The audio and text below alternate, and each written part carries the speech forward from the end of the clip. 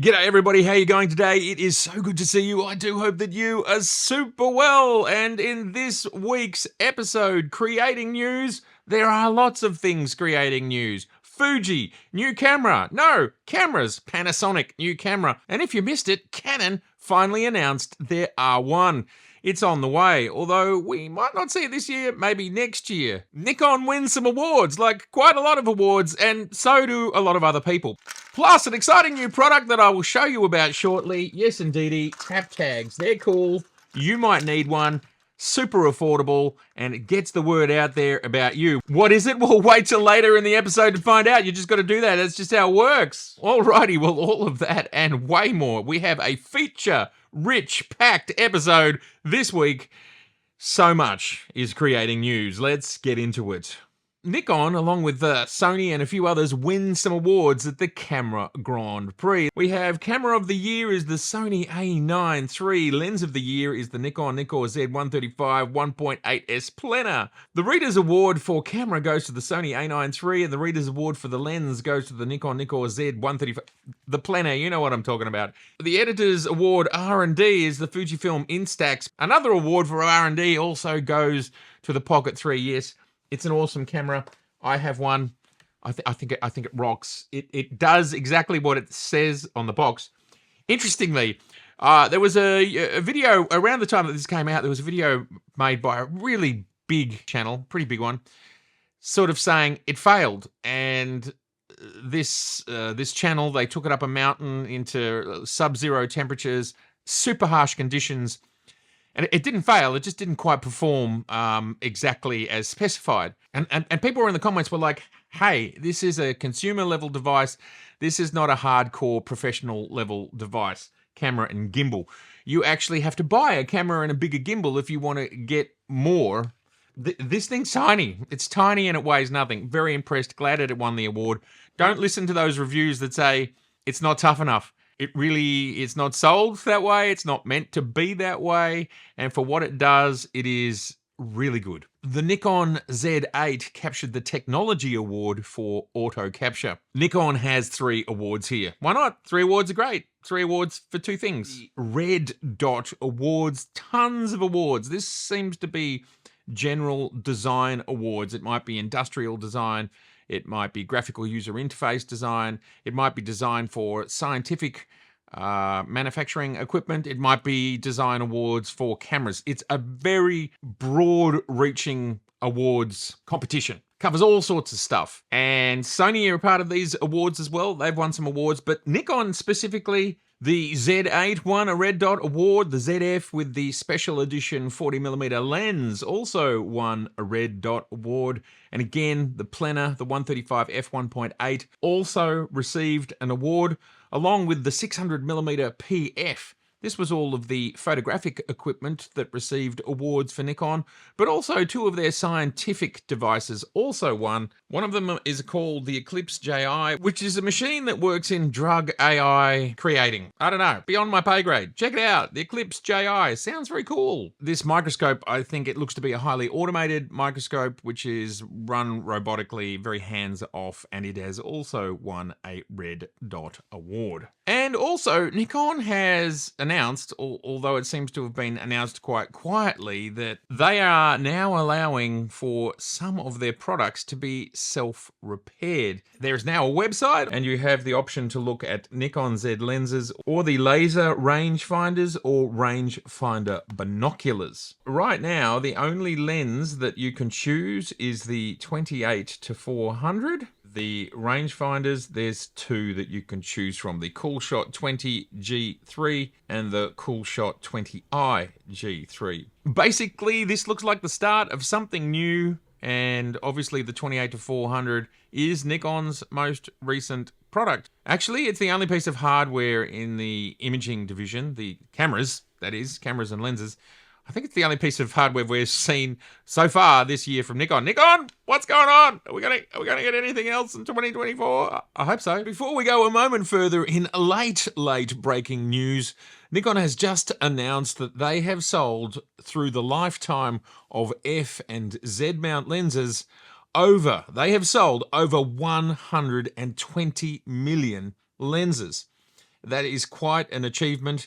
They hit that goal in April of this year. Nikon stated that they sold about 1.2 million lenses last year, and they're expecting to sell over 1.3 million lenses in this current financial year.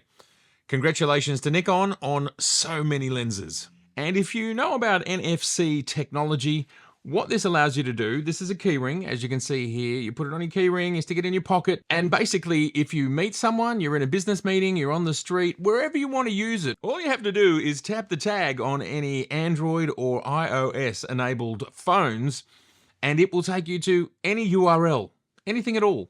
So that might be YouTube, Instagram, Facebook, whatever you like.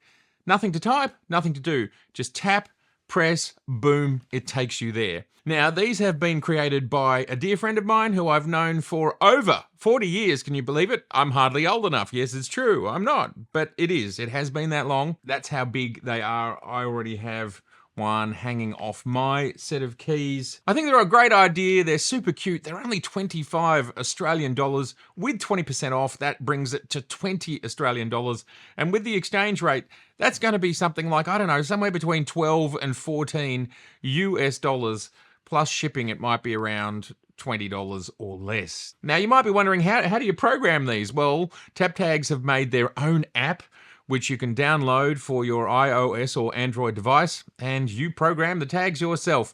It is also cool. So jump onto the TapTAGS site, make sure you use the discount code MATTIRWIN, and yes, I do get a very small cut from this, but why not? I'm here talking about it, spending my time.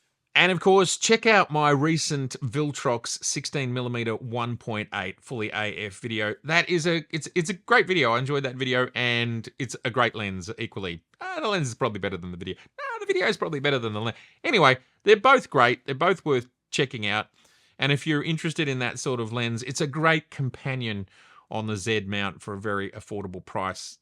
Just keep coming. I can't wait to see the next high-end Viltrox lens that comes out, because they're really pushing the envelope. The very first lens that they sent to me was the 85mm 1.8, probably 4 years ago.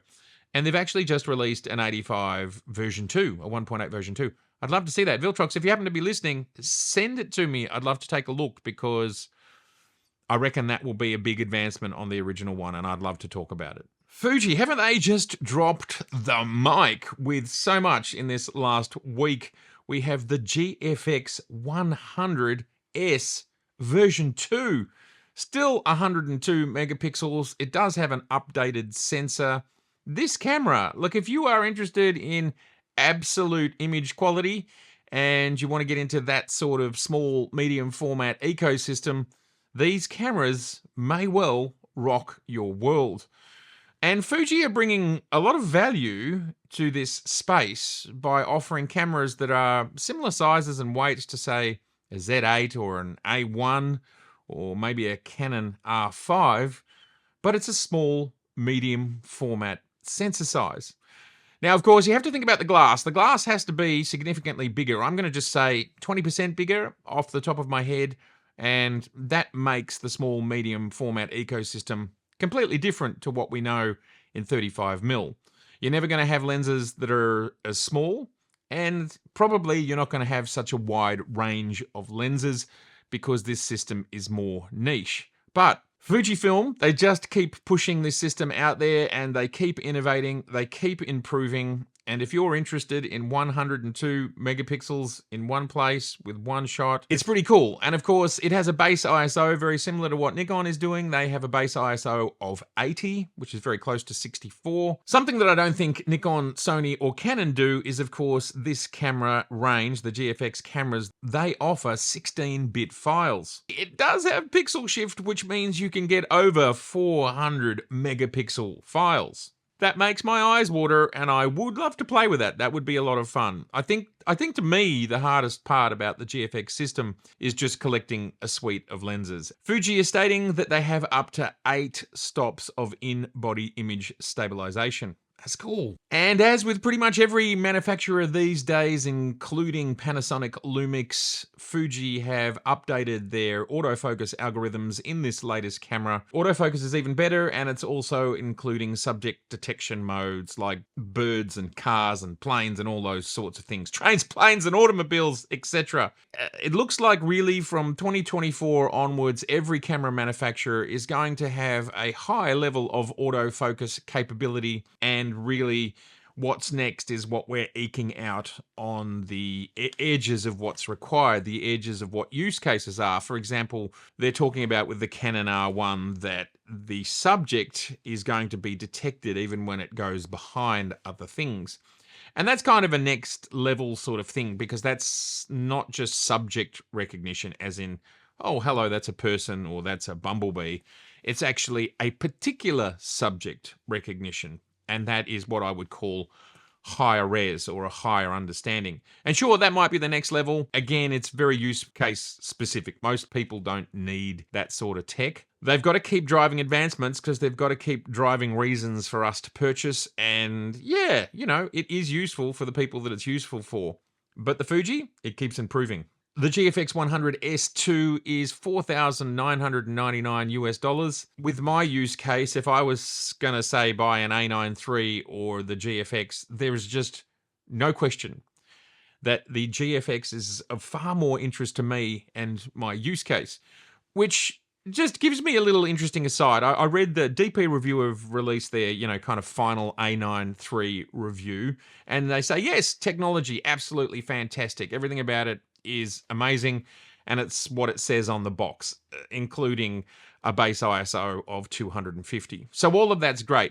So they say, yes, it's very impressive, but they do stress at the end of their review that it is use case specific, and the use case for it is a narrow niche. And so this is my point. You can have two cameras which are sort of similarly priced. The GFX is $4,999 and the A9 III is $5,999. So it's a whole $1,000 more. But my use case, because photography is all about use case. What are you doing with your life and most of the time, and what are you pursuing? And there's absolutely no question that if I was given, say, $20,000 to buy a body and build out some lenses, I would go the GFX system in a heartbeat because that suits my use case. It's very important if you're got a system and you want to get a second system just because you can, just because you want to, or you've been out of photography for 10 years and you're coming back for the first time into mirrorless. For whatever reason you might be interested in starting a new system, there are very different reasons as to why you might buy similarly priced cameras, GFX 100 or A9 III, similarly priced, and it would probably be a similar cost to kit them out with a reasonable bunch of lenses. Yes, there's way more lenses in the Sony ecosystem, don't get me wrong. There is. That's not my point. My point is, one is going to give you no rolling shutter.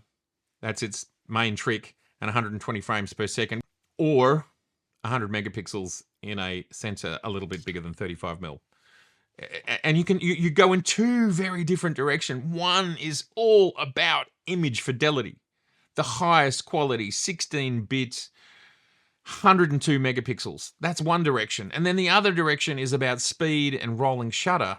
And it's not about image fidelity. It's about capturing definitive moments. But here's the thing. The other one can capture definitive moments too, and it can probably capture 99, 95% of what the A9 III can. But the GFX will do it at far, like significantly higher quality. 24 megapixels versus 100 megapixels. 16-bit versus 14-bit. Base ISO of 80 versus 250.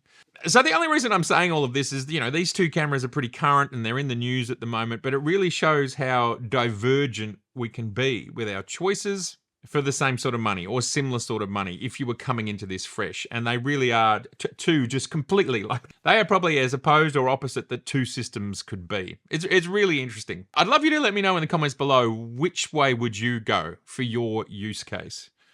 Don't worry about the practicalities of lens ecosystems. If you were given $25,000 and it was for the specific purpose of buying a new kit, which way would you go? Also, after that little side rant there, Fuji have also released the X-T50. What? And this is yet another camera with the same internals or similar internals to the XH2 and the X-T5 and the X106. They're all using the same 40 megapixel sensor, APS-C. It's pretty crazy because all of these cameras have come out within a 2-year period, and 3 of them have come out pretty quickly, like within a 1-year period, give or take. This is a great way for Fuji to get a lot of different price levels of cameras into the market. As a Fuji user, I don't know what it means for Fuji users, so I would love you to let me know in the comments below. And talking very quickly about the X-T50, it is the 40 megapixel X-Trans BSI CMOS sensor with the X Processor 5, which has got the majority of capabilities from the X-T5. They've got up to 7 stops of stabilization, 20 film simulations, including the Realer Ace, continuous shooting up to 8 frames per second or 20 frames per second with an E shutter. It does have subject recognition autofocus. Probably one of the biggest differences between this camera and the more expensive ones is it only has 1 card slot.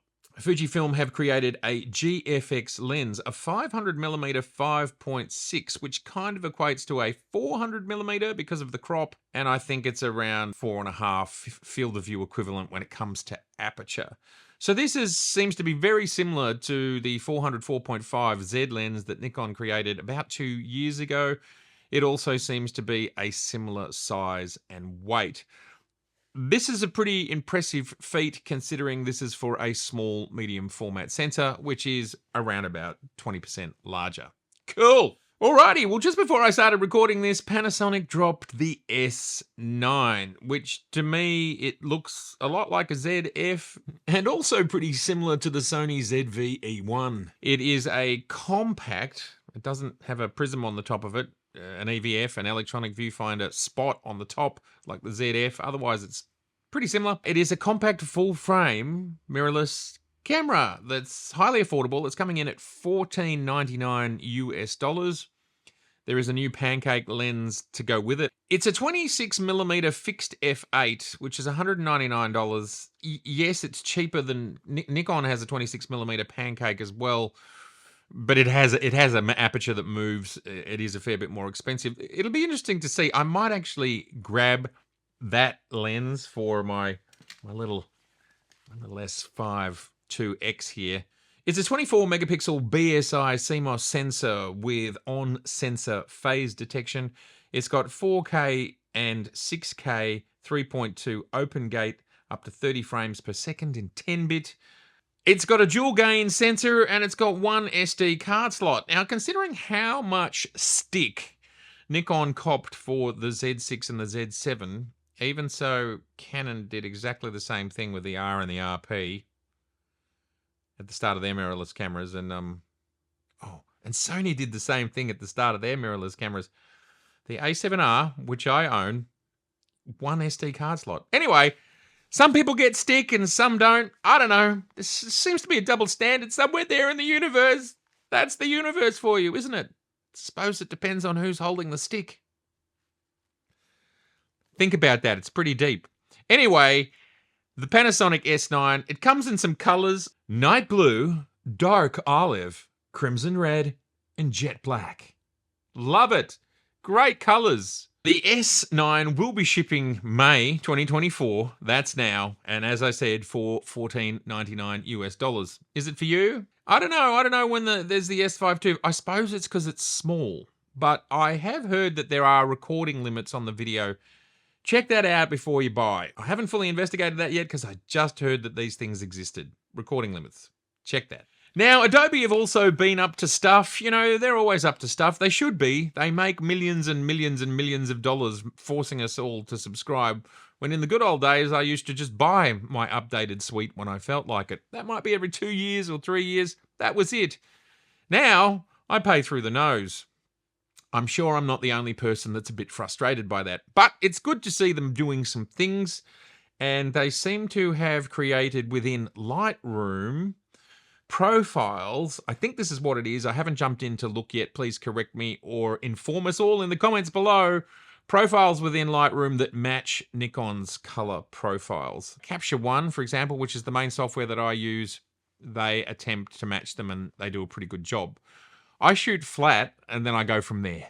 That's how I do it. And the reason I do that, and I got to be honest, I'm surprised not everybody does it, is because profiles, you kind of shoot them and then that's it. And if you have no desire to kind of re-examine the profile that you might have chosen in any given moment, then that's where your vision is at. Whereas with each image, I actually like to create my own vision of what it looks like. So I don't use profiles. I use the myriad of sliders that come in all of our applications. And in essence, every one of my photographs has its own profile. I kind of feel like as photographers, that's what we do. And I'm not talking about if you're shooting a wedding and you've got to get through 3,000 photos. I'm not talking about that, but I'm talking about more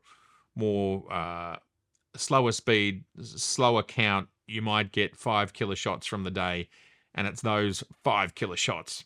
So 2 new things that have appeared in Lightroom. One is being able to create realistic out of focus backgrounds. I've heard that before. Let's wait and see if that's the case. Haven't experimented with it yet. I think I read there was 7 different styles or lens profiles that you can do this by. It's a thing, I suppose. Again, I'm old school. I like to actually take my photographs. That's what I like to do. Create them in camera. Because when I started shooting, that was the only option you had. And obviously in the digital world, we can literally do anything. Once you kind of let go of, I want to create it in the real world, and you start doing it in the digital world and you can do anything, well, then it's kind of like, where's the discipline of photography gone? Contentious, I know. Let's talk about it in the comments below. But when you start sort of AIing lens out of focus areas into your shots, I don't know, that's a whole, that's starting to step away from photography, the meaning of photography, the meaning of camera, which is to capture the world through a piece of glass onto a flat media, record that. That is photography, that process. And I think that process is still important, still very special, and something that we should nurture and cherish into the future. Like music, like playing a guitar or playing a piano. Yay. And the other thing that Adobe have also added is background removals, just very quick AI background removals. This is something that was already in Photoshop. Now it's in Lightroom. Sometimes it works really well, as it does in all their demos, and then sometimes it doesn't work at all. And there's a tree that looks like an octopus appeared in the parking lot where you tried to remove a bin. No, there was never a tree or an octopus there, nor a troctopus or octotree. Neither, any of those things. They weren't there.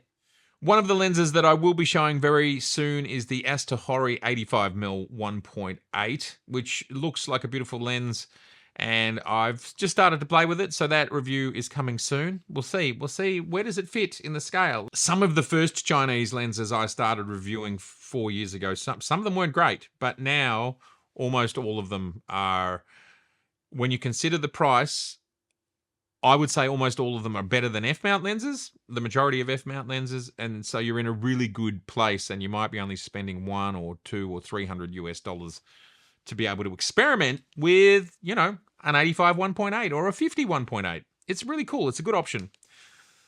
Also, finally, speaking of lenses, the Sigma 24 to 70 2.8, their version 2 of that lens is now out. It's getting a lot of rave reviews. To the best of my understanding, it's available for L mount and for E mount. Perhaps it'll come for Z mount sometime soon. A lot of reviewers out there are saying it's best in class. It is better than the Sony equivalent. So that is very high praise for the Sigma 24 to 70 2.8 version 2. And in final news, for those who are interested and use Final Cut Pro, 10.8 is announced, and it will be released at any moment. It has some interesting updates, which include much easier color correction, which I'll be really interested in seeing. Sometimes when you're a one-man band like I am and you're shooting on your own and you're in variable lighting conditions that just keep changing, you can get some results that are not what you want, and then you have a tough time color correcting things. So I'll be really interested to see if it makes that process even easier. Another feature is called smooth slow-mo. So what happens if you make a clip slow-mo that was never shot at a high frame rate, then it just doubles frames and it becomes jittery. What I believe this is trying to do via AI is it's actually going to create the frame in between, and thus creating something that feels and looks like you actually shot it at a higher frame rate. If this works, it'll be huge. It's a really big benefit because sometimes you just want slow-mo for whatever reason, but you didn't shoot it. Can't wait to see if that works, because something that Final Cut Pro implemented recently, like within the last year or two, was AI noise reduction. And what that did is, if I'm in a noisy environment, it removes the background. Or if I'm in an echoey environment, it removes the echo.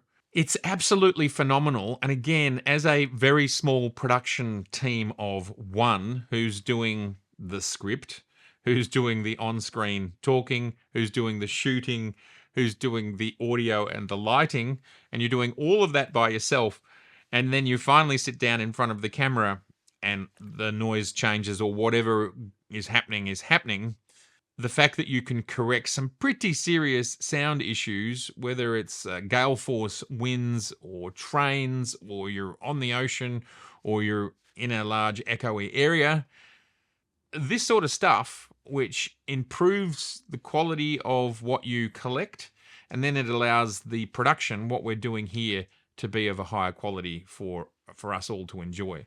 This to me is useful application of AI. All right, everybody. Well, that's it for what is creating news this week. It's been a big week. And look, this is just my short list of highlights. There's even more going on. But we'd be here for 2 hours. And I don't want that. And you don't want that. All right. It's been so good to see you. I would love to hear all of your thoughts about all of this stuff. Is anything impacting you? What are you excited about? Nikon, are you going to release anything sometime soon? Come on! Let's talk about it in the comments below. All right, if this is your first time here, I would love to see you again. So please do subscribe. I'm going to run out of air. Please share and please like. Bye for now.